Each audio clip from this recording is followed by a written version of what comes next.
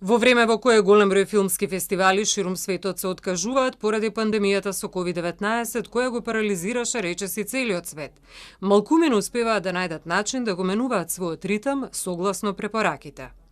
Фестивалот Македокс, чие мото е "Слеј се со тишината", годинава ќе се одржи на две локации: во паркот на Младинскиот културен центар и во кинотека на Македонија. За прв пат во историјата на своето постоење, тоа нема да биде во Куршумлијан. По една деценија, 11-тото издание на Македокс се уште не е поддржано од Агенцијата за филм. Се работи за проблем предизвикан од наш административен пропуст. Се работи за тоа дека поради виша сила задостивме со апликацијата 4 работни дена и веќе 7 месеци чекаме правно решение од агенцијата.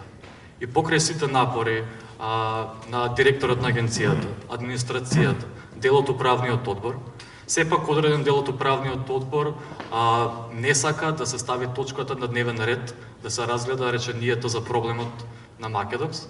И така фестивалот после цела деценија, во време на пандемија, останува без финанси.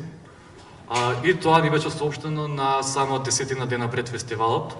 Затоа овие 4 плакати кои требаше да символизираат 4 локации на фестивалот, Куршумлијан, Музеј на Македонија, МКЦ и кинотека, веќе не важат и фестивалот оваа година ќе мора да го остави Куршумлијан во тишина. Ставот на Агенцијата за филм е дека Македокс се вбројува во најреномираните фестивали во регионот и пошироко, со големо чувство за креативниот документарен филм. И Агенцијата ќе бара правен начин да го поддржи фестивалот така како што заслужува неговото реноме.